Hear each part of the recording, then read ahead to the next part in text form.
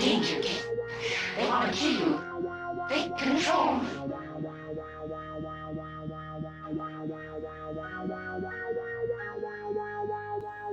Hello. Welcome back to KipsCrypt. It's been a minute. Hope you all enjoying your October, because I know I am. But now that I am back, I am bringing you something so cool it'll make you drool. That's right, I am bringing you that 1958 classic drive-in movie. Maybe it's drive-in, maybe it's theatrical release. Doesn't matter. And of course, I am talking about Night of the Living Dead by the one and only George A. Romero. Now, this movie is really awesome because it has the word zombie not mentioned in it once. Because they're not Haitian zombies. They're hoodoo zombies, or anything like that. They're just the dead, simply just the dead, coming back to life. There's possible talk of what it may be, and we'll get to that later. But another thing interesting about it that I'll say real quick before we get this baby rolling is that a lot of this script is improv because there was really no script finalized for it. So, and at the same time, because of that, the script was written in 3 parts. It was never meant for one.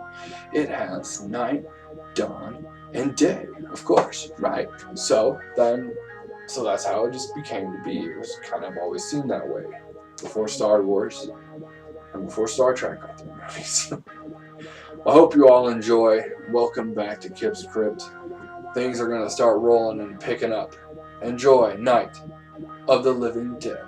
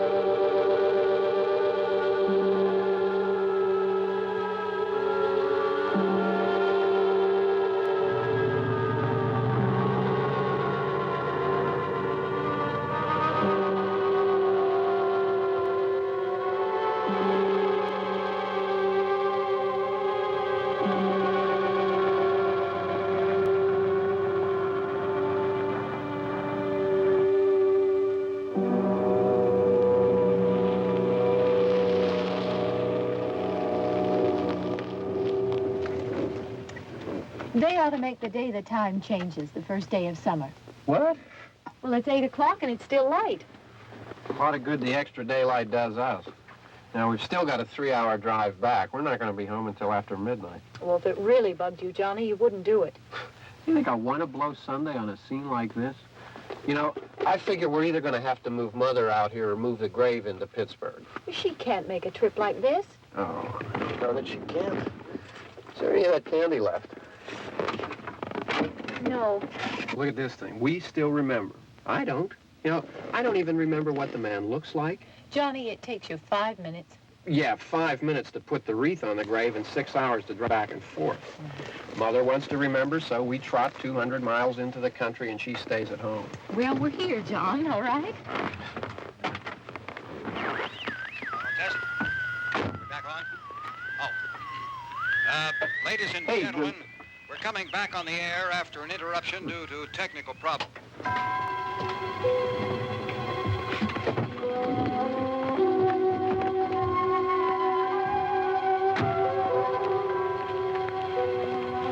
There's nothing wrong with the radio.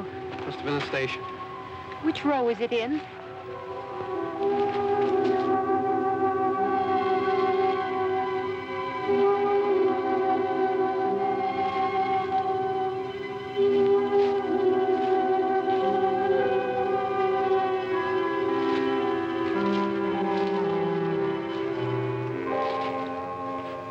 Well, there's no one around. Well, it's late.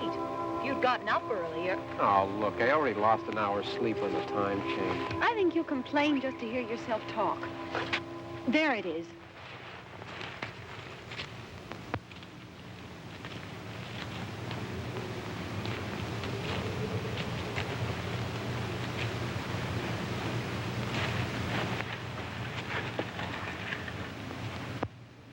I wonder what happened to the one from last year. Each year we spend good money on these things. We come out here and the one from last year's gone. Well, the flowers die, and the caretaker or somebody takes them away. Yeah, a little spit and polish. You can clean this up. Sell it next year. Wonder how many times we bought the same one.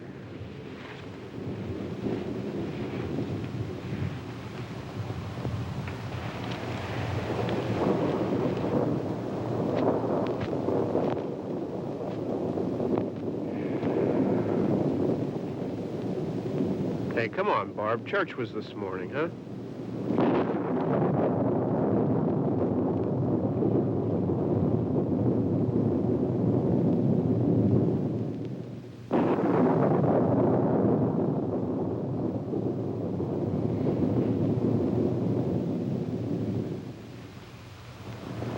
Hey, I mean praying's for church, huh? Come on. I haven't seen you in church lately. Well, there's not much sense in my going to church. Do you remember one time when we were small, we were out here? It was from right over there. I jumped out at you from behind the tree, and Grandpa got all excited, and he shook his fist at me, and he said, "Boys, you'll be damned to hell." Remember that? Right over there. Well, you used to really be scared here. Johnny, You're still afraid. stop it now. I mean it. They're coming to get you, Barbara. Stop it. You're ignorant. They're coming for you, Barbara. Stop it. You're acting like a child. They're coming for you. Look, there comes one of them now. He'll hear you. Here he comes now. I'm getting out of here. Johnny.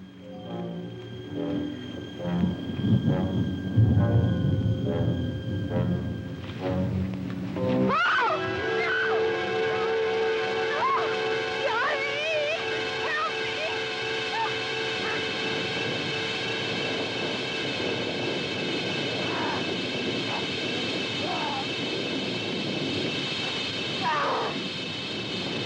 Help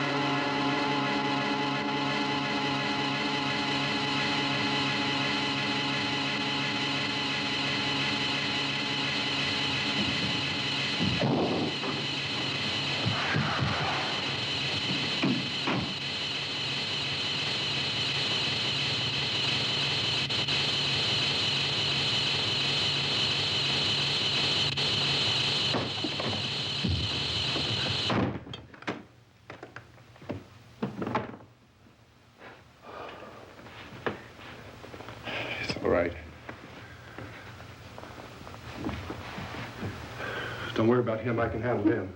Probably be a lot more of them as soon as they find out about us.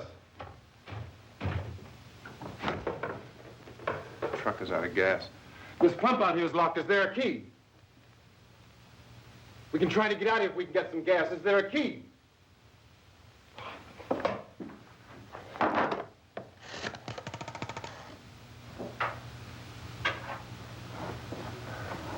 suppose you've tried this.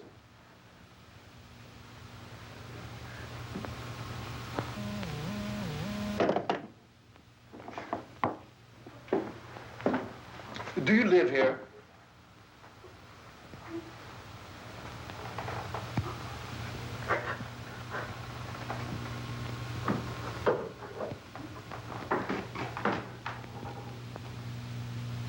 Jesus.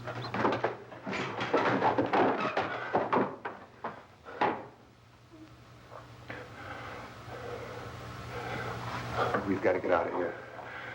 We have to get to where there's some other people. Maybe we better take some food.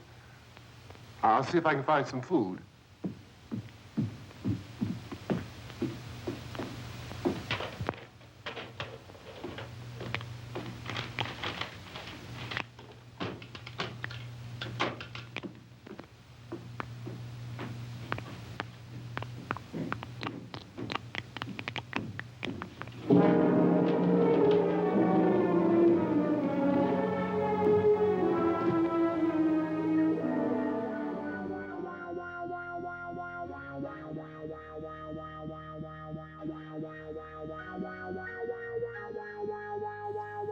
They're coming to get you, Barbara.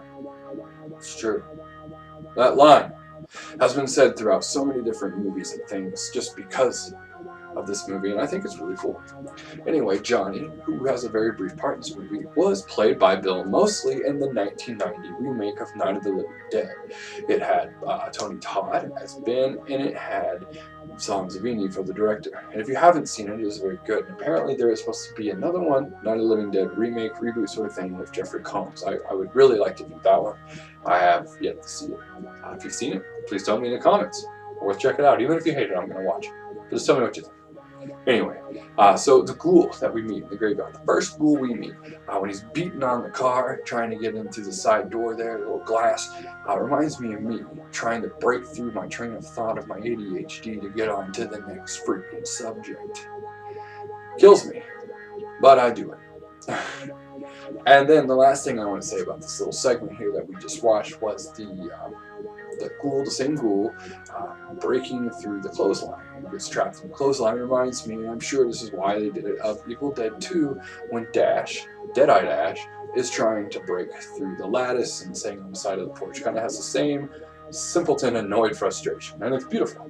It's probably showing Ash in his truest form. Well, let's get on with the rest of the movie, and I hope you all enjoy these old TV spots. Enjoy.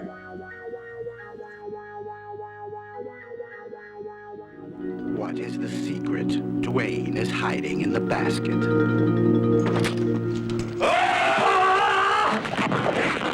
What's in the basket? What's in the basket? What's in the basket? Open it, if you dare. Basket case. Shadows moving in the woods, and I have no doubt that whatever I have resurrected is sure to come calling for me. It was the woods themselves. They're alive. Evil Dead. They got up on the wrong side of the grave. Evil Dead from New Line Cinema.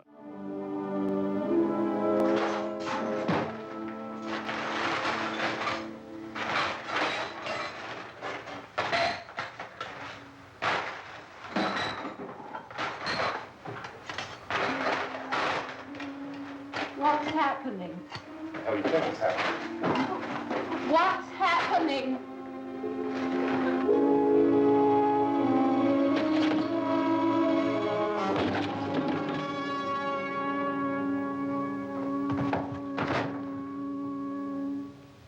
Two of them.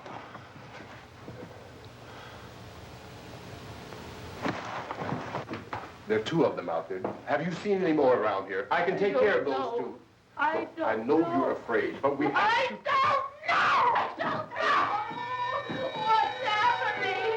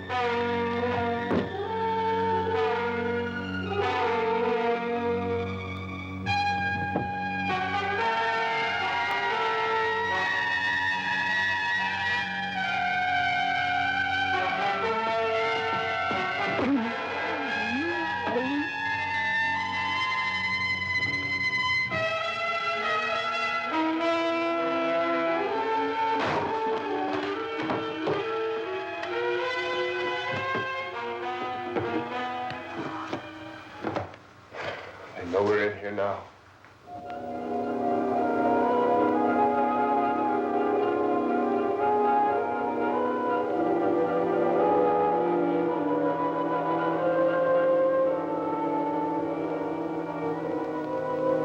Don't look at it.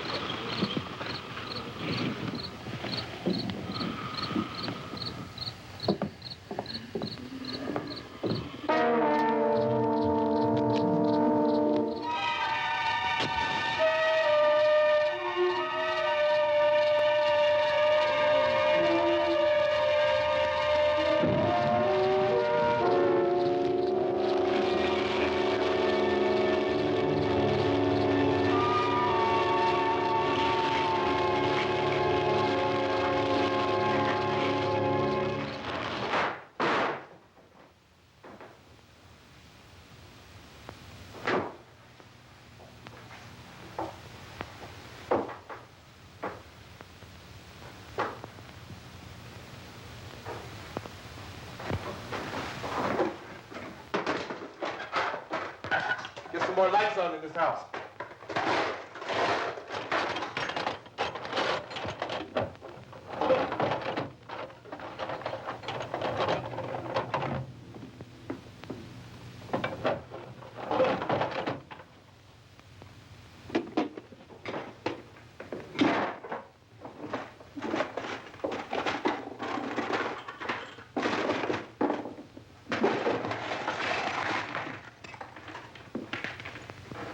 Why don't you see if you can find some wood, some boards, something about the fireplace, something we can nail this place up.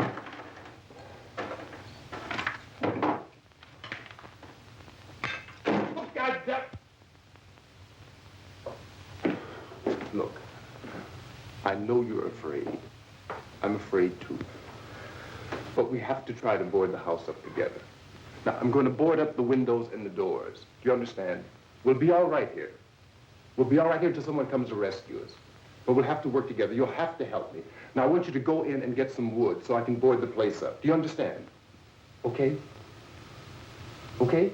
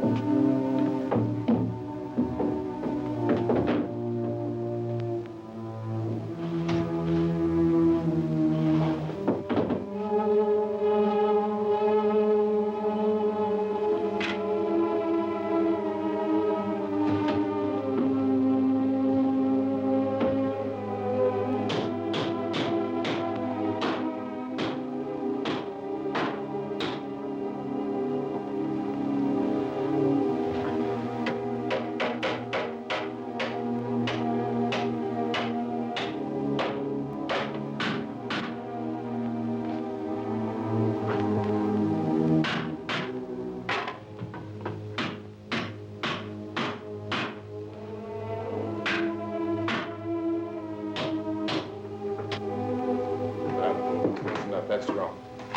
Yeah, I want you to pick out some nails. Pick out the biggest ones you can find.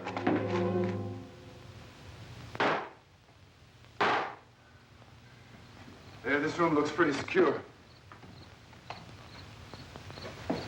If we have to, we can run in here and board up the doors. Won't be long before those things will be back pounding their way in here. They're afraid now.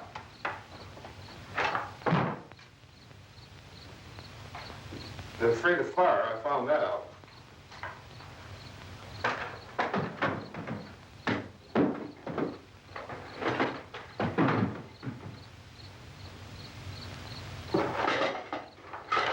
You know a place back down the road called Beekman's? Beekman's Diner?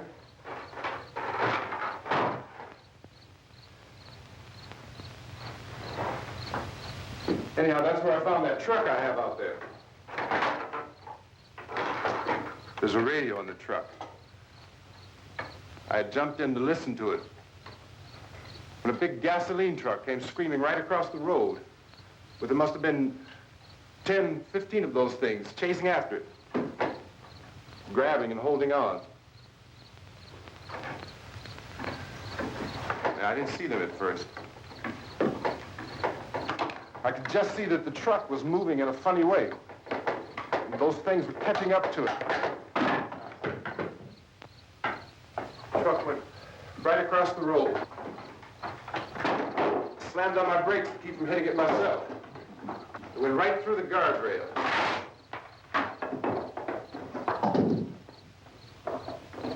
I guess the driver must have cut off the road into that gas station by Beekman's Diner.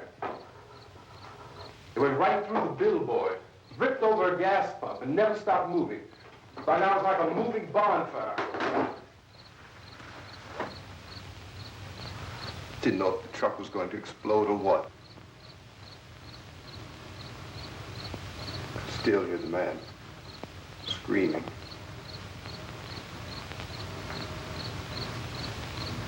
This thing is just backing away from it. I looked back at the diner to see if there was anyone there who could help me. It was when I noticed that the entire place had been encircled. There wasn't a sign of light left except by now there were no more screams. I realized that I was alone with 50 or 60 of those things, just standing there, staring at me. I started to drive. I just plowed right through them. They didn't move. They didn't run or just stood there staring at me. Just wanted to crush them. They scattered through the air like bugs. We were riding in the cemetery, Johnny and me. Johnny.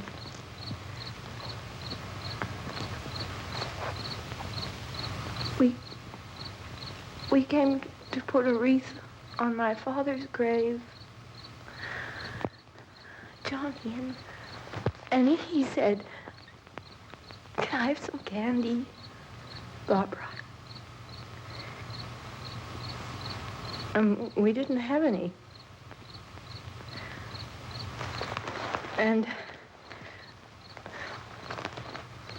oh, it's hot in here. Hot.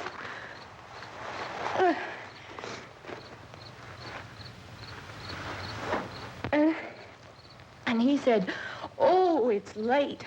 Why did we start so late?" And I said, "Johnny, if you'd gotten up earlier, we wouldn't be late." Johnny asked me if I were afraid. And I said, "I'm not afraid, Johnny." And then this man started walking up the road. He came slowly, and Johnny kept teasing me and saying, "He's coming to get you, Barbara." And I laughed at him and said, "Johnny, stop it." And then Johnny ran away.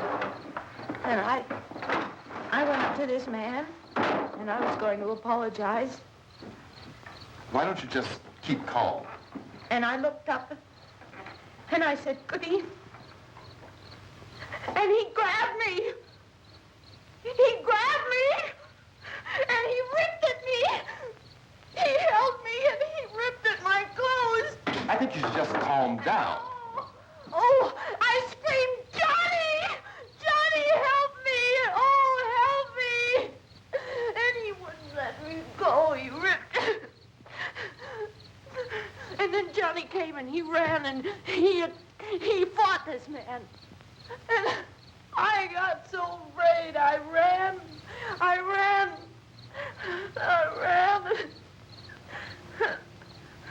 And Johnny didn't come. We have to wait for Johnny.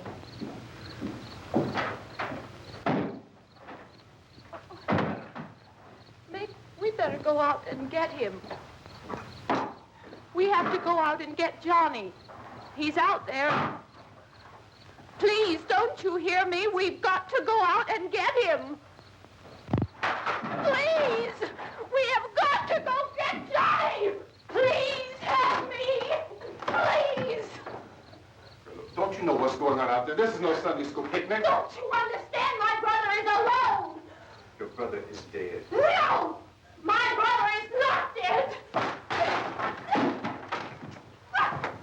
Oh.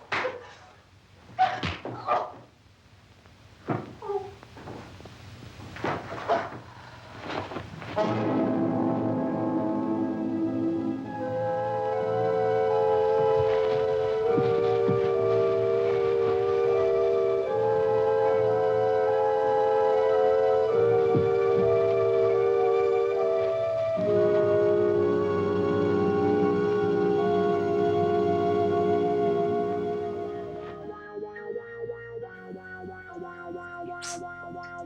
I agree. Alright. So, me and Scully here, we're having a conversation, a little discussion. Do you think that the glue that Ben sets on fire would smell like a hot summer barbecue of flesh, hair, and death? Because we both do. So, I want to talk to you about that monologue that we saw. Well, that monologue, apparently, between Ben and Barbara. How could I forget such an infamous name like Barbara? Probably because no one's really named Barbara nowadays. But the point is that a lot of that was just ad-libbed. That's really cool. It was always one of my favorite parts of the fact that it was always ad-libbed. It was very interesting to me. So legend has it. And then the light situation. That's right. The light situation, Scully. So Scully and I were also talking about, let me get you up here, Scully. We're also talking about how do you think you would keep the lights on or off? See, I would keep the lights on. Now, hear me out, Scully. I would keep the lights on outside. So that way you could kind of see what's going on out here and keep the inside very dark so that nothing can really be seen. You'd be really quiet. But you are able to see out better than they can see it. So to me, I think that would be really the best thing. But anyway, Scully and I are going to keep watching the movie with you. Hope you all enjoy. Stick around.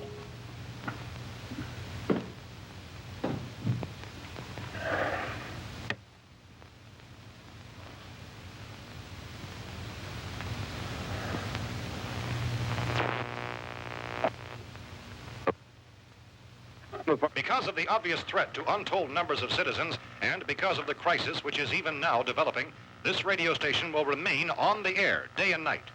This station and hundreds of other radio and TV stations throughout this part of the country are pooling their resources through an emergency network hookup to keep you informed of all developments. At this hour, we repeat, these are the facts as we know them. There is an epidemic of mass murder being committed by a virtual army of unidentified assassins. The murders are taking place in villages, cities, rural homes, and suburbs with no apparent pattern or reason for the slayings. It seems to be a sudden, general explosion of mass homicide. We have some descriptions of the assassins. Eyewitnesses say they are ordinary-looking people. Some say they appear to be in a kind of trance. Others describe them as being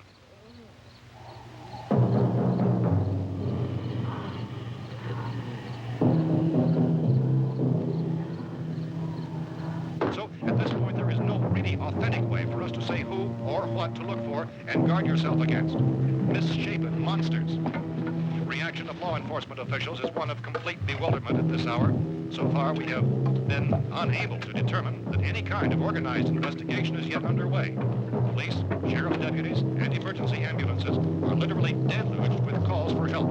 The scene can best be described as mayhem. Mayors of Pittsburgh, Philadelphia, and Miami, along with the governors of several eastern and midwestern states, have indicated the National Guard may be mobilized at any moment, but that has not happened as yet. The only advice our reporters have been able to get from official sources is for private citizens to stay in their homes behind locked doors. Do not venture outside for any reason until the nature of this crisis has been determined and until we can advise what course of action to take. Keep listening to radio and TV for any special instructions as this crisis develops further. Thousands of office and factory workers are being urged to stay at their places of employment, not to make any attempt to get to their homes. However, in spite of this urging and warning, streets and highways are packed with frantic people trying to reach their families or apparently to flee just anywhere. We repeat, the safest course of action at this time is simply to stay where you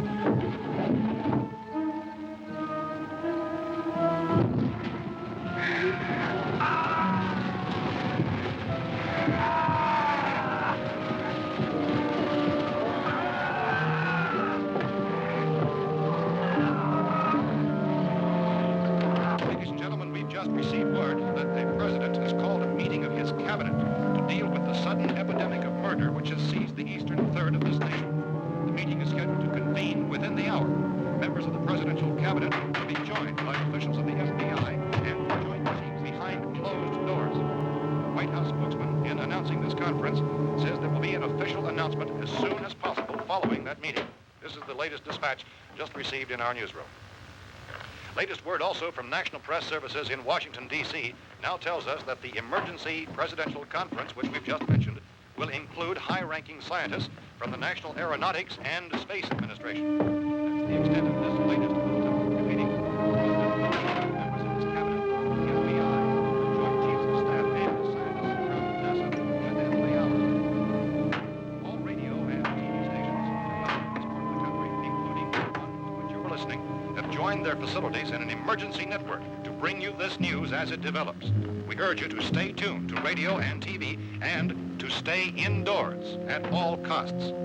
Late reports reaching this newsroom tell of frightened people seeking refuge in churches, schools, and government buildings, demanding shelter and protection from the wholesale murder which apparently is engulfing much of the nation. Law enforcement officials are at a loss to explain or, even at this hour, even to theorize about the reasons for this wave of murder. So far, the advice we're able to give the public is something Chief T.K. Dunmore of Camden, North Carolina, who's quoted as saying, quote, "Tell the people, for God's sake, to get off the streets. Tell them to go home and lock their doors and windows up tight. We don't know what kind of murder-happy characters we have here." End quote. He's Chief Dunmore of Camden, North Carolina. So far, the only descriptions, the only clues anyone has of the killers come from frightened witnesses of some of the slaves. These eyewitness accounts variously describe the murderers as ordinary-looking people, misshapen monsters, people who look like they're in a trance, and things that look like people but act like animals. Some eyewitnesses tell of seeing victims who look as though they had been torn apart. This whole ghastly story began developing 2 days ago with the report of the slaying of a family of 7 in their rural home near Gulfport. Since then, reports of such senseless killings began snowballing in a reign of terror which has hopscotched in an erratic, disconnected manner throughout much of the eastern and midwestern United States. Efforts to keep track of the murder reports by the placing of markers on a map seem to indicate a general spreading to the extreme southeastern United States to the north and west. Our newsmen have been on the telephone talking with officials in other cities and have determined that none of this kind of mass murder has yet been reported west of the Mississippi River, except in the extreme southeastern portion of Texas. Similar killings have been reported around the Houston and Galveston areas, but nothing like... I found a gun and some bullets out there. It was only late yesterday Oh, and when it these. first became clear we were facing some kind of national emergency.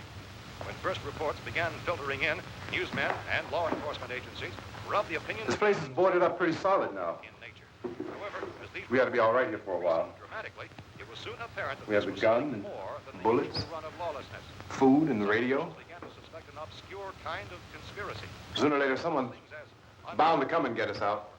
creatures from outer space. So again, we join with law enforcement agencies, urging you to seek shelter in a building. Lock the doors and windows securely. Hey, that's us. We're doing all right. Cautious of any suspicious strangers. And keep tuned to your radio and television for survival instructions and further details of this continuing story. Look, I don't know if you're hearing me, Goes on in the absence of any law. but I'm going upstairs now. It's almost as though some critical balance of If anything should try to break in here, I can hear it from up there. I'll be down to take care of it. savage killers. We repeat, this radio station. Everything is all right for now. I'll be back to reinforce the windows and doors later. But you'll be all right for now, okay? Okay. Civil defense officials in Cumberland have told newsmen that murder victims show evidence of having been partially devoured.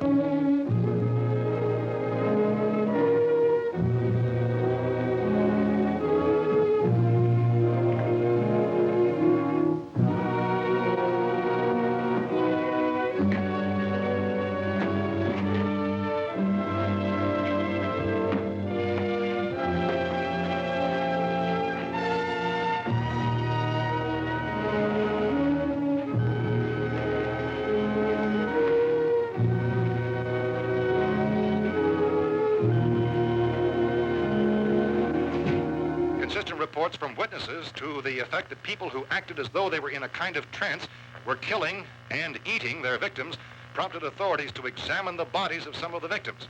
Medical authorities in Cumberland have concluded that in all cases, the killers are eating the flesh of the people they murdered.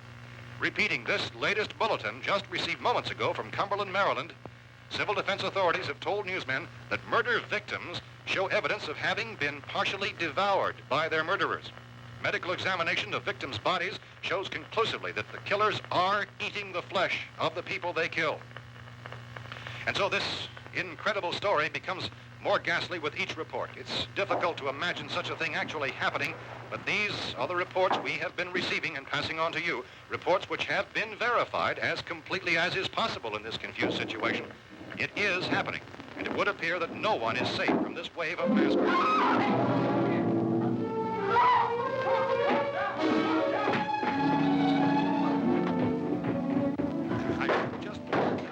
Don't shoot! We're from town. A radio. County, Pennsylvania. The Butler County Sheriff has verified by their slayers is true. No further details available at this time. However, how long you guys been down there? I could use some help up here. That's the cellar. It's the safest place. You mean you didn't hear the racket we were making up here? How were we supposed to know what was going on? Could have been those things for all we knew. That girl was screaming. Sure, you must know what a girl screaming sounds like. Those things don't make any noise. Anybody would know somebody ever needed help. Look, it's kind of hard to hear what's going on from down there. We thought we could hear screams, but for all we knew, that could have meant those things were in the house afterward. And you wouldn't come up and help? Well, if there were more... The racket sounded like the place was being ripped apart. How were we supposed to know what was going on? Now, wait a minute. You just got finished saying you couldn't hear from down there. Now you say it sounded like the place was being ripped apart. It would be nice if you get your story straight, man. All right, now you tell me. I'm not going to take that kind of a chance when we got a safe place. We luck into a safe place, and you're telling us we got to risk our lives just because somebody might need help, huh? Yeah, something like that. All right, why don't we settle this? Look, mister, we came up. Okay, we're here. Now I suggest we all go back downstairs before any of those things find out we're in here. They can't get in here. You got the whole place boarded up? Yeah, most of it. All but a few spots upstairs. They won't be hard to fix. You're insane. The cellar's the safest place. I'm telling you, they can't get in here. And I'm telling you, those things turned over our car. We were damn lucky to get away at all. Now you tell me those things can't get through this lousy pile of wood? His wife and kids downstairs. Kids hurt. Well, I still think we're better off up here. We could strengthen everything up, Mr. Cooper. With all of us working, we could fix this place up in no time. We have everything we need up here. We can take all that stuff downstairs with us. Man, you're really crazy, you know that? You got a million windows up here. All these windows, you're gonna make them strong enough to keep these things out, huh? I told you, those things don't have any strength. I smashed 3 of them and pushed another one out the door. Did you hear me when I told you they turned over our car? Oh, hell, any good 5 men can do that. That's my point. Only there's not going to be 5 or even 10. There's going to be 20, 30, maybe 100 of those things. And as soon as they know we're here, this place is going to be crawling with them. Well, if there are that many, they'll probably get us wherever we are. Look, the cellar. The cellar, there's only one door, right? Just one door, that's all we have to protect. Tom and I fixed it so it locks and boards from the inside. But up here, all these windows, why, we'd never know where they were going to hit us next. You got a point, Mr. Cooper. But down in the cellar, there's no place to run to. I mean, if they did get in, there'd be no back exit. We'd be done for. We can get out of here if we have to. And we got windows to see what's going on outside.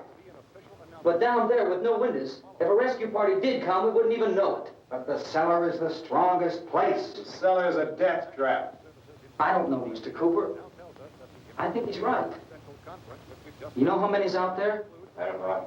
Maybe 6 or 7. Look, you two can do whatever you like. I'm going back down to the cellar, and you better decide. Because I'm going to board up that door, and I'm not going to unlock it again no matter what happens. Now, wait a minute, Mr. Cooper. No, I'm not going to wait. I've made my decision, now you make yours. Now, wait a minute. Let's think about this. We can make it to the cellar if we have to. And if we do decide to stay down there, we'll need some things from up here. So let's at least consider this a while. You boxed yourself in the cellar and those things get in the house, you've had it. At least up here you have a fighting chance. Yeah, it looks like about 8 or 10 out there now. It's more than there were. There are a lot out back, too.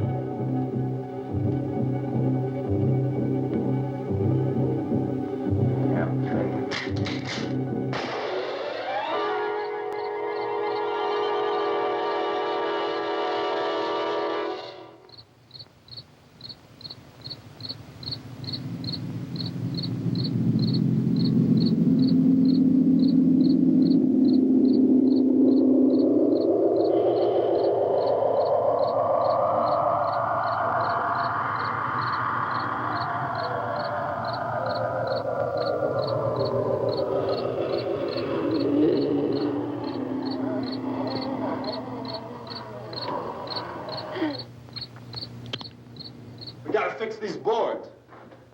You're crazy. Those things are going to be at every window and door in this place. We've got to get down into the cellar. Go down in that damn cellar. Get out of here! I'm taking the girl with me. You leave her here. Keep your hands off her. And everything else that's up here, too. Because if I stay up here, I'm fighting for everything up here. And the radio and the food is part of what I'm fighting for. Now, if you're going down the cellar, get. The man's insane. He's insane. We've got to have food down there. We've got a right. This is your house. We've got a right. You going down there with him? Well, Yes or no? This is your last chance. No beating around the bush. Listen, I got a kid down there. She can't possibly, I couldn't bring her up here. She can't possibly take all the racket and those things smashing through the windows. Well, you're her father. If you're stupid enough to go die in that trap, that's your business. However, I am not stupid enough to follow you. It is tough for the kid that her old man is so stupid. Now, you get the hell down in the cellar. You can be the boss down there. I'm boss up here. You bastards. You know, I won't open this door again. I mean it. Mr. Cooper, with your help, we could... With my help. Let him go, man. His mind is made up. Just let him go. Wait a minute. Judy, come on up here, honey.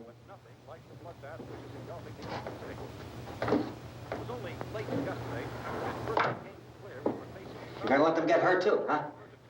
It's all right, honey. Go ahead.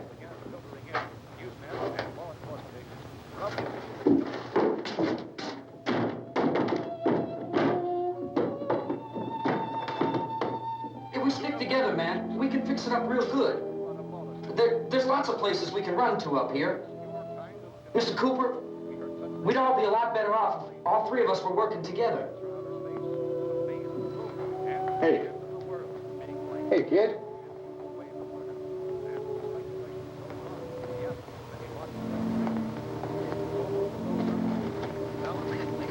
He's wrong, you know.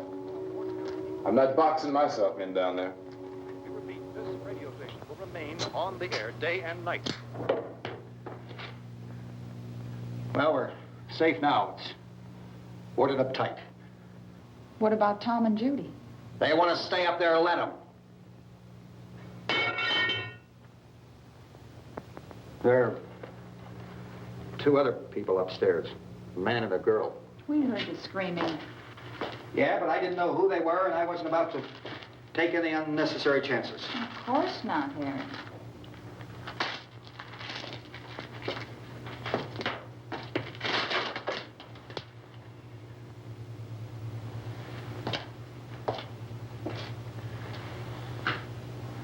Is she all right?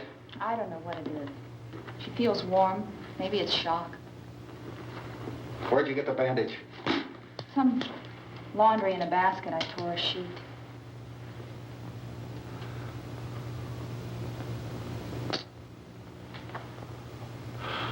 Let them stay upstairs. Let them. Too many ways those monsters can get in up there. We'll see who's right. We'll see when they come begging me to let them in down here. That's important, isn't it? What? To be right, everybody else to be wrong. What do you mean by that? Does anyone up there know why we're being attacked? Whatever it isn't just happening here. It's some kind of mass murder. It's going on everywhere. The radio said to stay inside. Radio? Radio upstairs. I heard a news bulletin. There's a radio upstairs and you boarded us in down here? I know what I'm doing. What did it say? Nothing. Nothing. They don't know anything yet. There's mass murder everywhere, and people are supposed to look for a safe place to hide. Take the boards off that door. We are staying down here, Helen. Harry, that radio is at least some kind of communication. If the authorities know what's happening, well, they'll send people for us to tell us what to do. How are we going to know what's going on if we lock ourselves in this dungeon?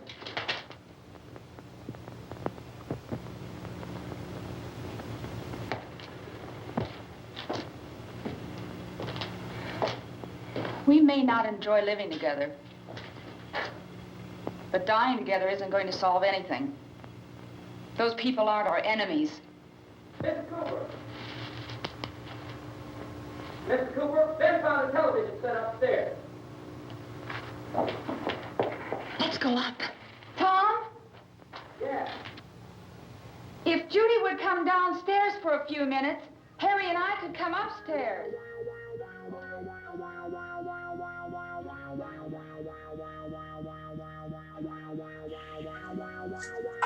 Well, first and foremost, I want to talk about this chair. When it gets ignited, and as soon as it gets lit, and the flames rise, there's a scream, and it's like it's emitting from the chair, like it's boom, like the chair is screaming, like there was a ghost in it, or it was Cherry's pappy, Cherry from Pee-wee's Playhouse. Well, alright, so let's carry on into the film. So one of my favorite parts of this last cut was the fact that the only thing you really have for dialogue is the radio and two different characters reacting to what they're hearing on the radio and what they're doing during this crisis, this pandemic, I guess. So it's really cool. It really keeps the viewer intact and engaged in the story, at least for me. And then there is the question of what, Scully? No. Okay. We'll go back to Mr. Cooper then. Okay, so Scully wants me to really talk about Mr. Cooper. That was what I want to talk about. Okay, where would you be? Where would you be in this situation? Would you be in the basement? Would you be on the main floor of the house? Or would you be on the stairs?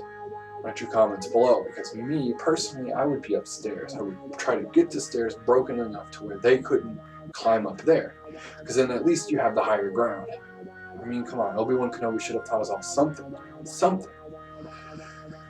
And now may I talk about this, Scully? Thank you very much. Okay, Scully, you're going over here for a second. Okay, so Mr. Cooper, he is kind of a timeless character because he's still relevant today, unfortunately, which is a sad statement about our progression as a society, but the white privileged balding man is still here today, behaving the exact same ways, has a wife who hates him, probably only together for the kid, I assume, and she's the smartest and most compassionate one in the relationship. The only thing Mr. Cooper is missing is the red hat.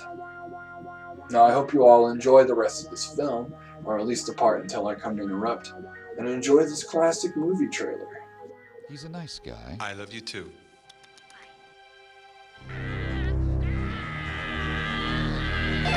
I'm Sam Campbell. Welcome to the team. Have a seat. So, this is the splatter and gore department. Now he's to cut down on the violence in splatter movies. I'm doing it for a good cause.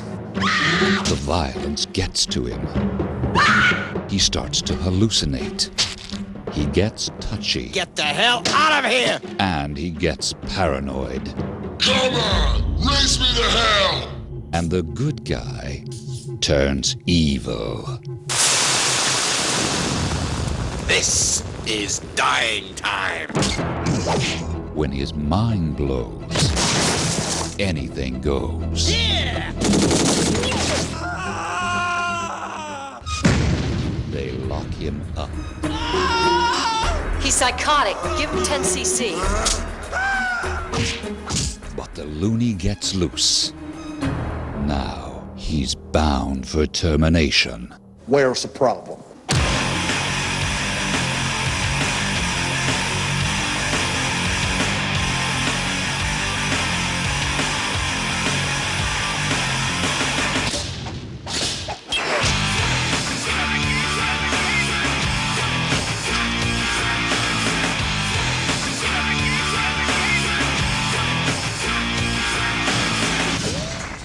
Rest in pieces, motherfucker.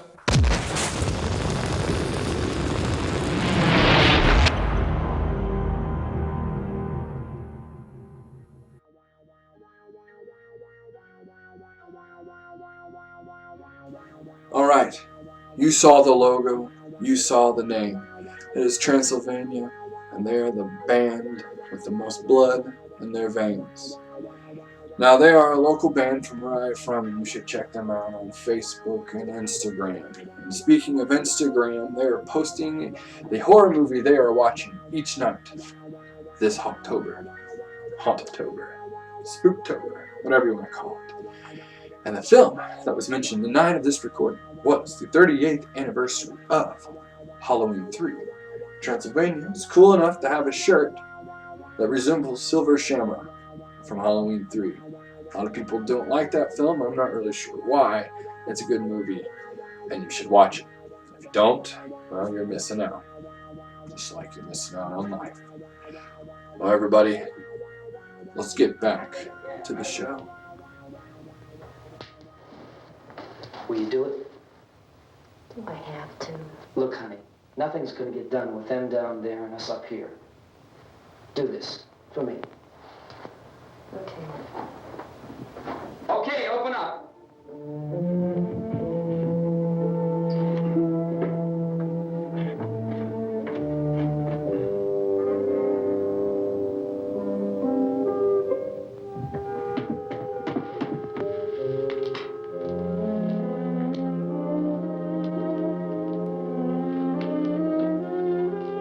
I'll take good care of her, Helen.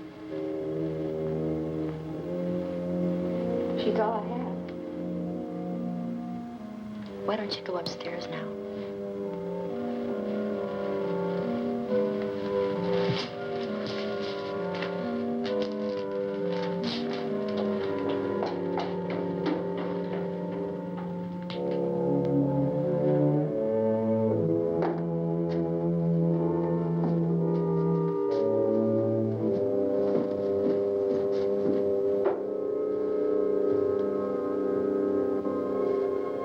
Her brother was killed.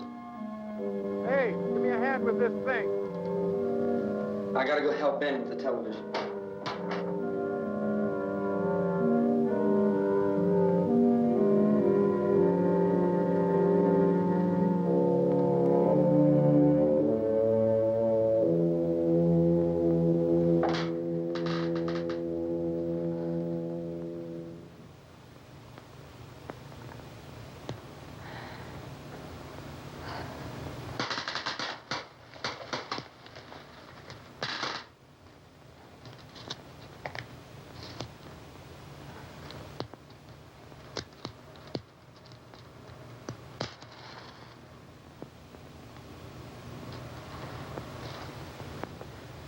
Don't be afraid of me. I'm Helen Cooper, Harry's wife.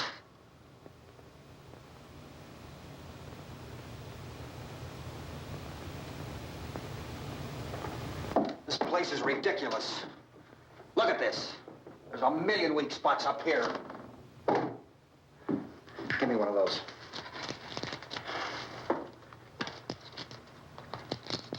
Her brother was killed.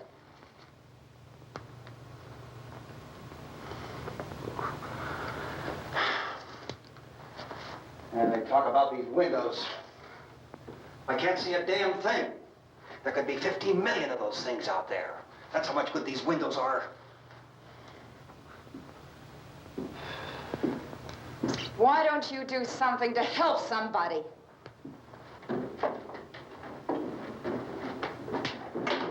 Here I have it. Drag a couple of those chairs together. There's a socket over here.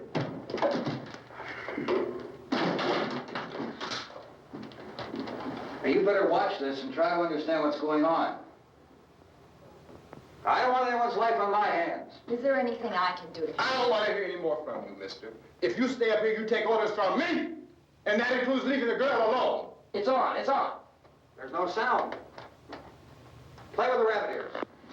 It reports, incredible as they seem, are not the results of mass hysteria. Mass hysteria. What do they think? We're imagining all this? Shut up! In all parts of the country. The wave of murder which is sweeping the eastern third of the nation is being committed by creatures who feast upon the flesh of their victims. First eyewitness accounts of this grisly development came from people who were understandably frightened and almost incoherent. Officials and newsmen at first discounted those eyewitness descriptions as being beyond belief. However, the reports persisted, and medical examinations of some of the victims bore out the fact that they had been partially devoured. I think we have some late word just arriving, and I'll interrupt to bring this to you. This is the latest disclosure in a report from National Civil Defense Headquarters in Washington. It has been established that persons who have recently died have been returning to life and committing acts of murder. A widespread investigation of reports from funeral homes, morgues, and hospitals has concluded that the unburied dead are coming back to life and seeking human victims. It's hard for us here to believe what we're reporting to you, but it does seem to be a fact. When this emergency first began, radio and television was advising people to stay inside, behind locked doors for safety. Well, that situation has now changed, and we're able to report a definite course of action for you. Civil defense machinery has been organized to provide rescue stations with food, shelter, medical treatment, and protection by armed National Guardsmen. Stay tuned to the broadcasting stations in your local area for this list of rescue stations. This list will be repeated throughout our news coverage. Look for the name of the rescue station nearest you and make your way to that location as soon as possible. So we have that truck. If we can get some gas, we can get out of here. There's a pump out by the shed. I know, that's why I pulled in here, but it's locked. Emergency meeting called this afternoon by the President.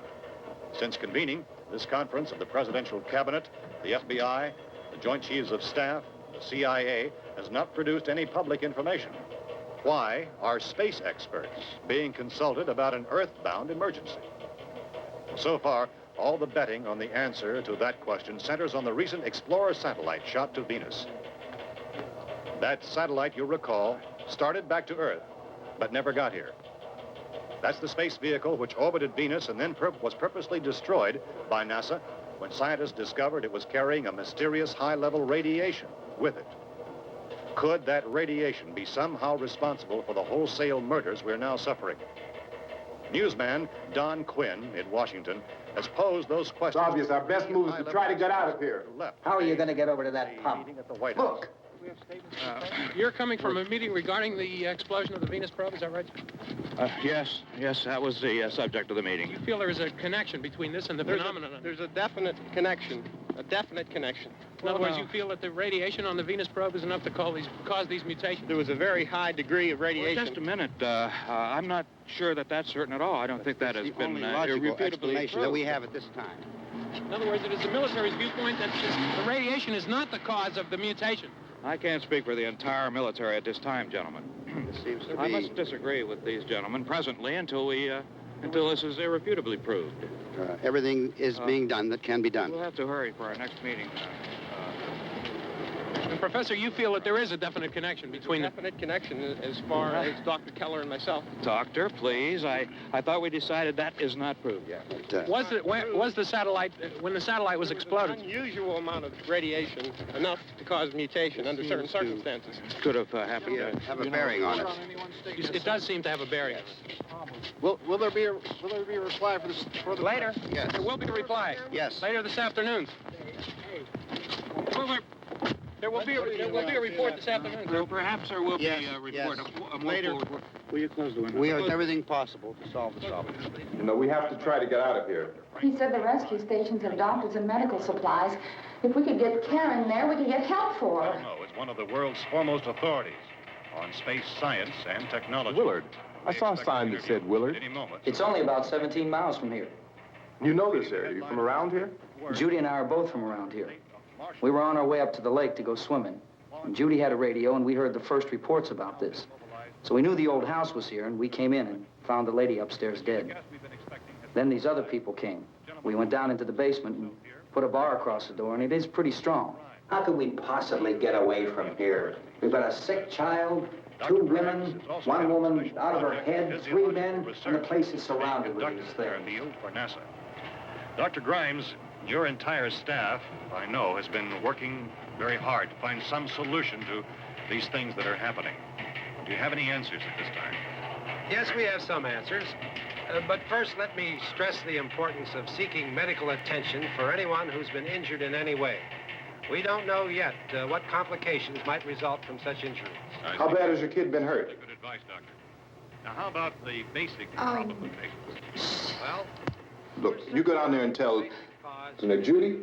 Yeah, you tell Judy to come up here and you stay with the kid, all right? Direct action taken with regard to the Venus probe. In the cold room at the university, we had a cadaver from which all 4 limbs had been amputated. Sometime early this morning, it opened its eyes and began to move its trunk. It was dead, but it opened its eyes and tried to move. They want you upstairs. Did she ask for me? She hasn't done anything. I don't understand. Baby. It's Mommy. I heard. I'll come back down as soon as I find out what they want. Thank you, Judy. The body should be disposed of at once, preferably by cremation. Well, how long after death, then, does the body become reactivated? It's only a matter of minutes. Minutes? Well, that doesn't give people time to make any arrangements. No, you're right. It doesn't give them time to make funeral arrangements. The bodies must be carried to the street and burned. They must be burned immediately. Soak them with gasoline and burn them. The bereaved will have to forego the dubious comforts that a funeral service will give. They're just dead flesh and dangerous. I see. Judy, I need you to find some bedspreads or sheets to tear up into small strips, okay? Is there a fruit cellar here? Yes. We need some bottles or jars. Make Molotov cocktails and hold them out while we try to escape. Hey, there's a big can of kerosene down there. I'll see what I can find. I'll look for the bottles. There's a big key ring down there. There may be a key to the gas pump on it. I'll check. We can toss the cocktails from a window upstairs. Meantime, a couple of us can go out and try to get the gas and come back for the rest of the people. But that'll leave a door open someplace. Yeah, that's right. It better be this door. It's closer to the truck. Before we go out, we'll put some supplies behind the cellar door. While we're gone, the rest of you can hold up in there. I found some fruit jars in the cellar. And there's a key on here that's labeled for the gas pump out back. I'm not really that used to the truck. I found it abandoned. I can handle the truck, no sweat. You're it, then. You and I'll go.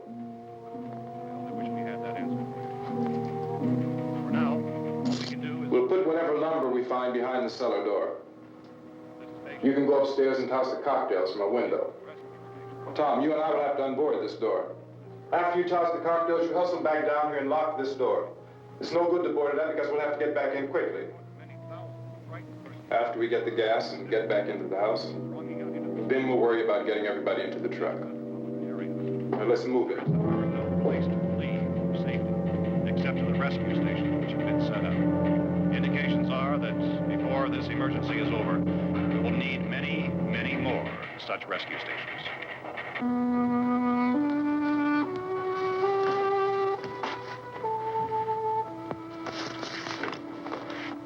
You always have a smile for me. How can you smile like that all the time? How many do you have done? Come on, honey, we gotta move. Tom, are you sure about the phone? The phone is dead out.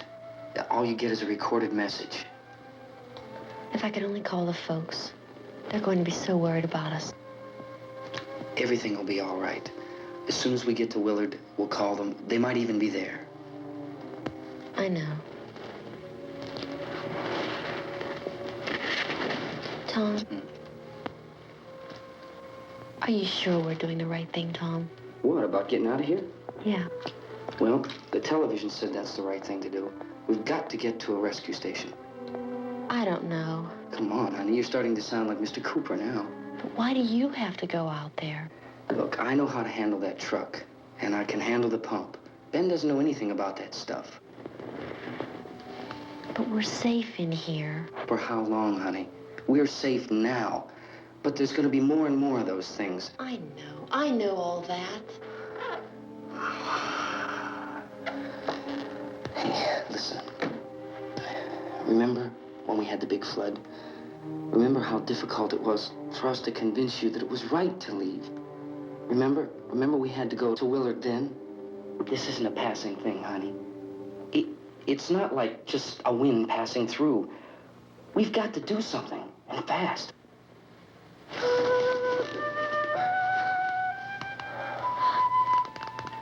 I just don't want you to go out there, that's all.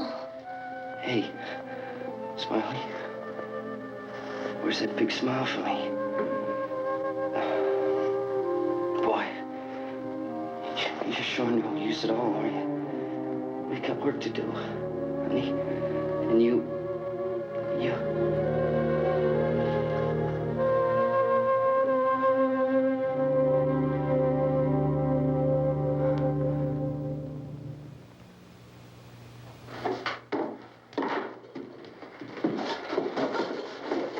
We better get her downstairs. We have to go downstairs now, Barbara. She's right. You have to go downstairs now, just for a little while, until we get back. Then we can all leave. Oh, I'd like to leave. Yes.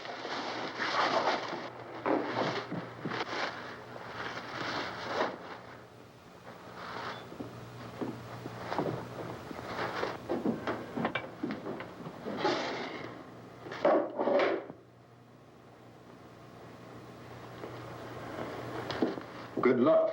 Yeah.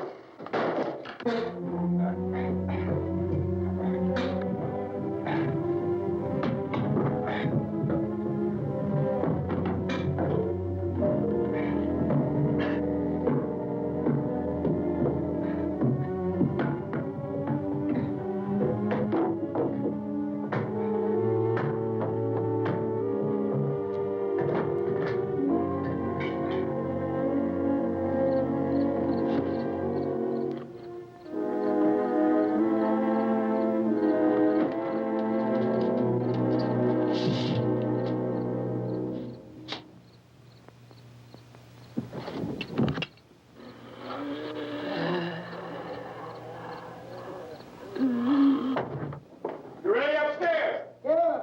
Okay, toss them.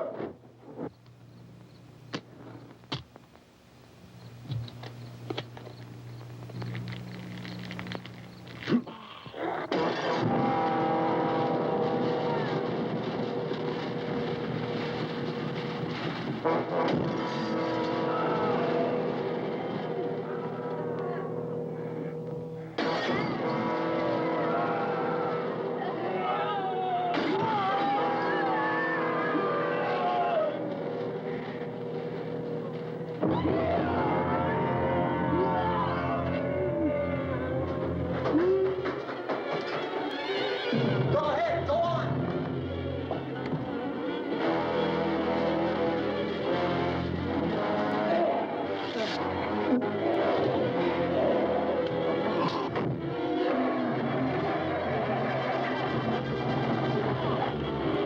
I'm going with them.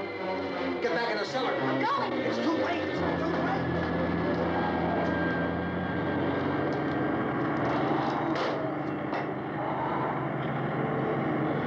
Where's it coming? Come on. Get in.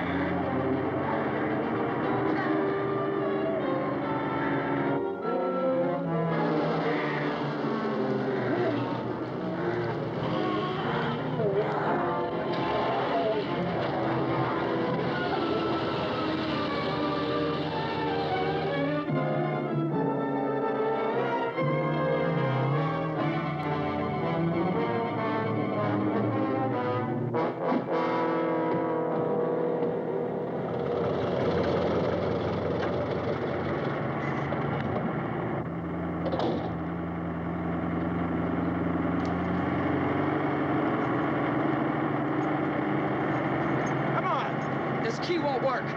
Watch it.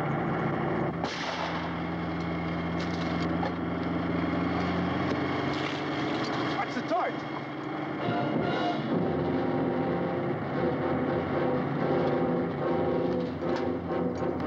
We gotta get away from the pump.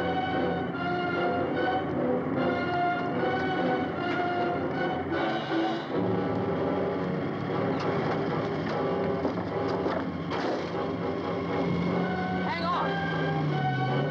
Tom, you're going to get out of the truck.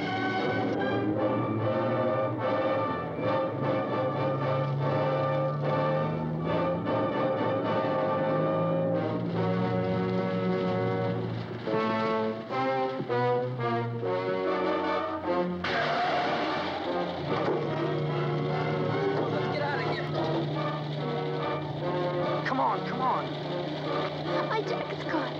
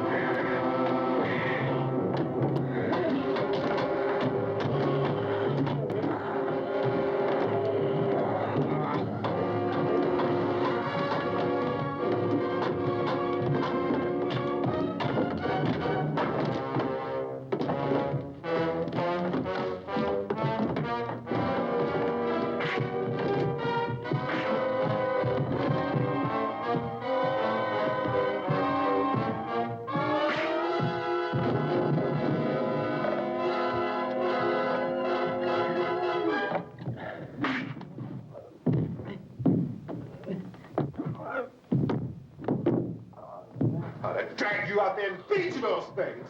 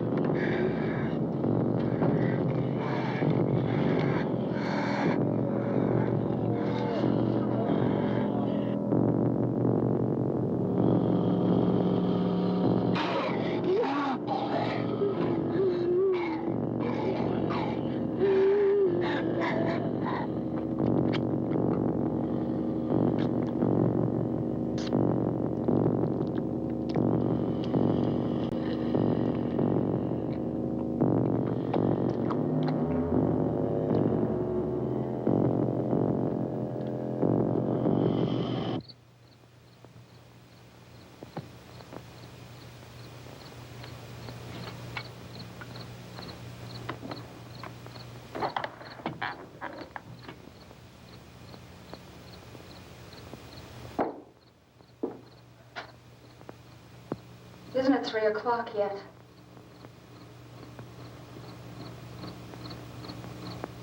There's supposed to be another broadcast at 3 o'clock. 10 minutes. Oh, only 10 more minutes? We don't have very long to wait. We can leave. Well, we'd better leave soon. It's 10 minutes to 3.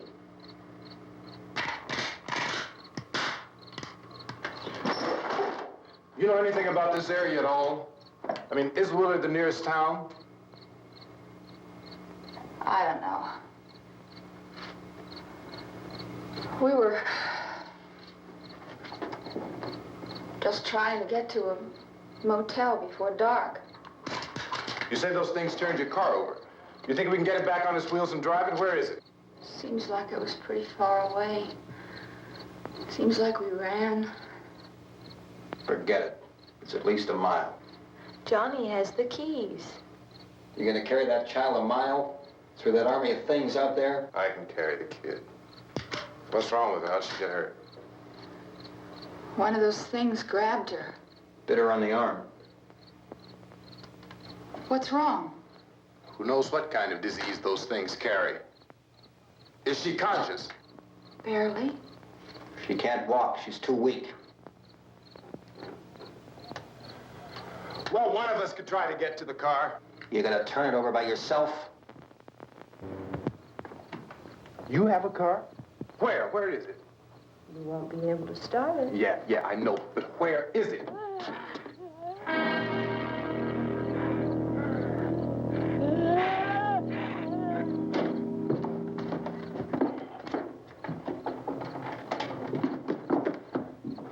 Good Lord.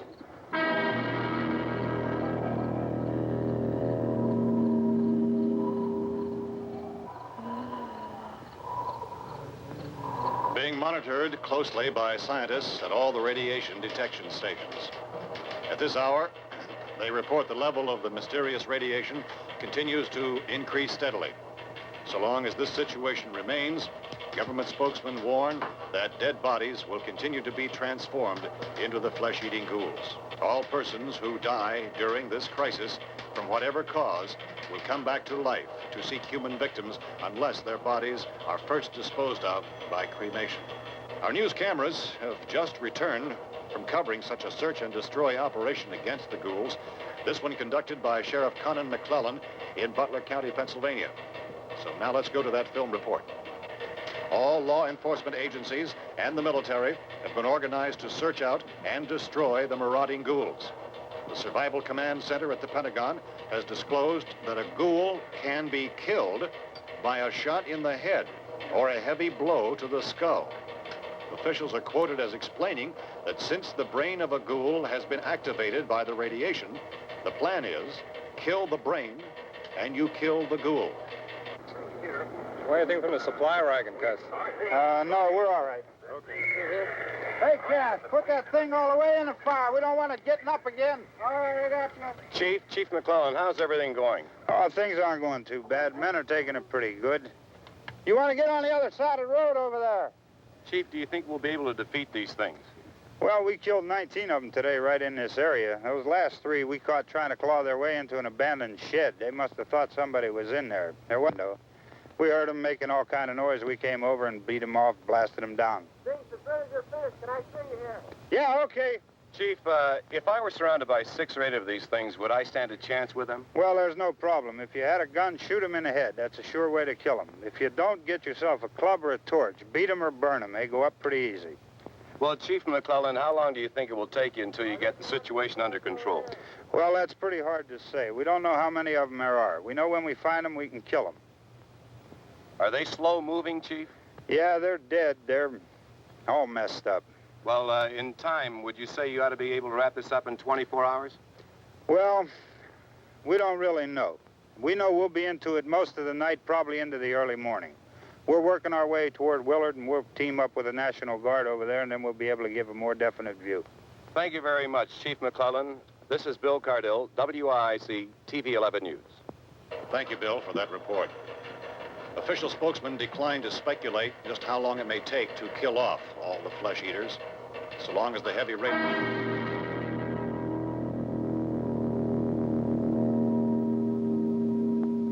Is the fuse box in the cellar? I don't know. It isn't the fuse. The power lines are down. Helen, I have to get that gun. Haven't you had enough? What? 2 people are dead already on account of that guy. Take a look out that window, Kip.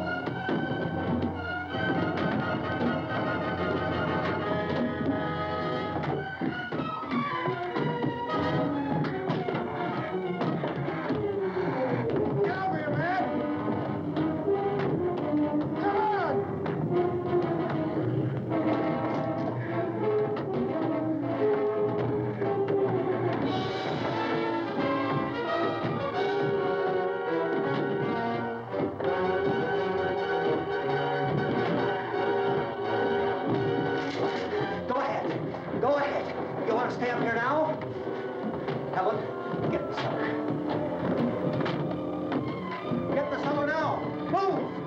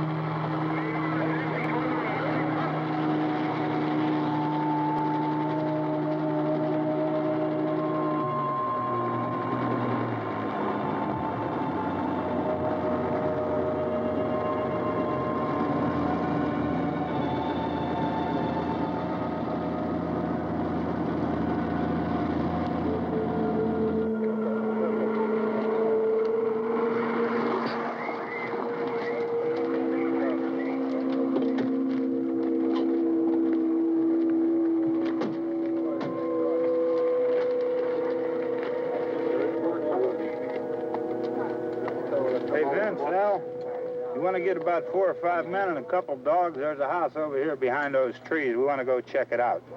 Thank you. Go here, Bill. Yeah, Chief, we're going to stay with it till we meet up with the National Guard. Where'd you get the coffee?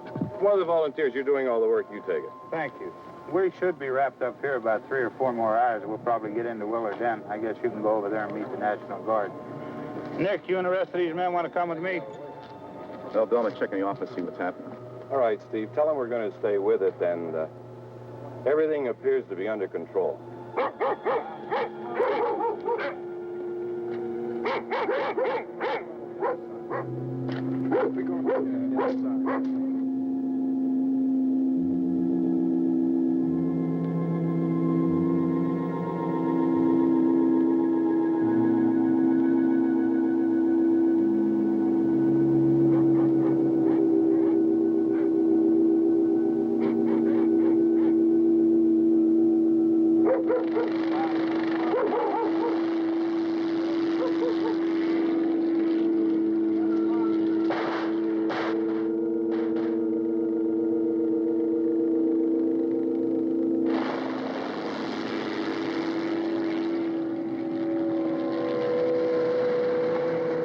Down there by the barn. Okay. Some of these guys can follow the wagon down. I only need a few men to check out the house. Somebody had a cookout here, Vince. Yeah, sure looks like it, Cop.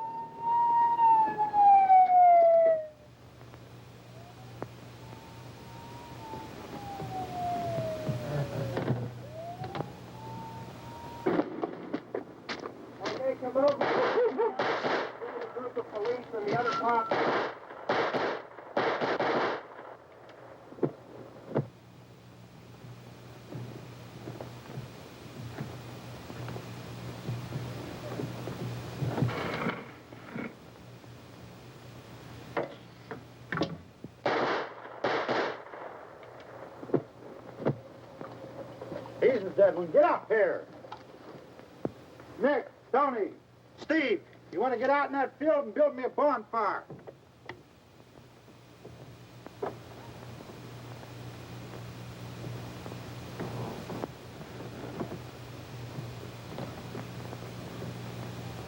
You, drag that out of here and throw it on the fire. Nothing down here. All right, go ahead down and give him a hand. Let's go check out the house, man. There's something there. I heard a noise.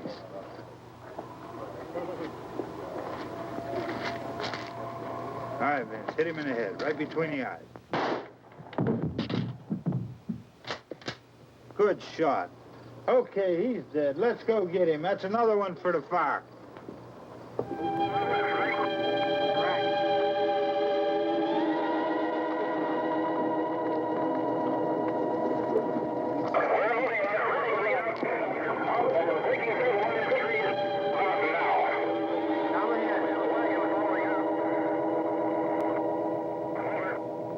Send the wagon through directly on over.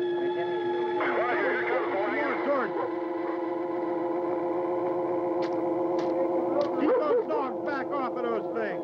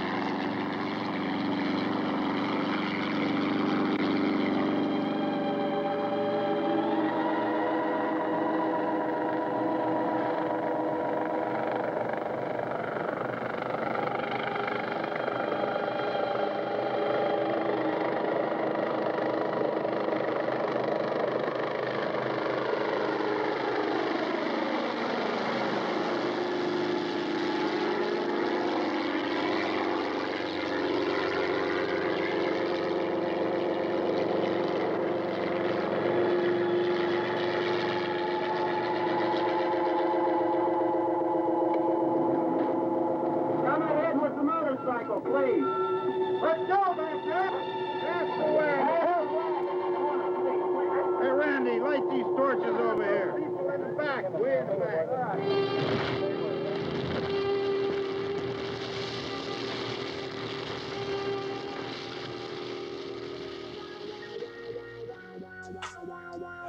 Alright. That's the end of the movie. Wow. Scully, we made it through.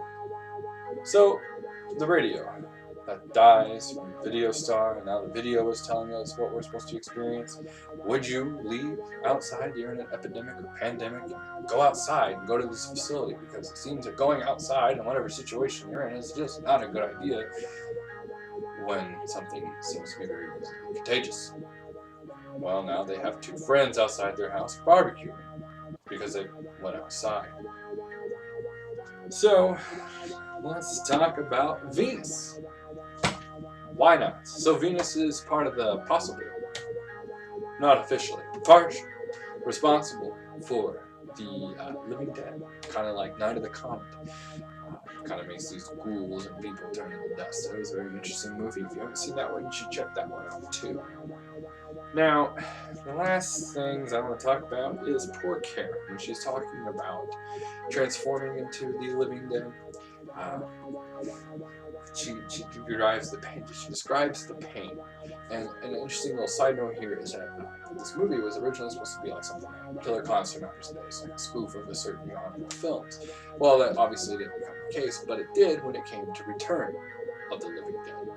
And so that was that. That's really cool. And then in that movie, with Karen expressing the change that's happening and the pain from it, the two men in the movie that have that happen to them. I don't want to give away all the details and names and everything, but the two men that has that happen to in the film, they do a really good job at showing you what it possibly might be like to transform like that. Well, you know, Karen, I mean, Karens are Karens, and she killed her mom and killed her dad, and, you know, Ben has to shoot her in the head and locks himself in the cellar. It could turn out to actually be the best place. In this case, was because no one thought of my stair idea. That's partly why.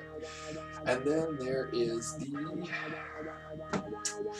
sad factor that poor Ben gets shot.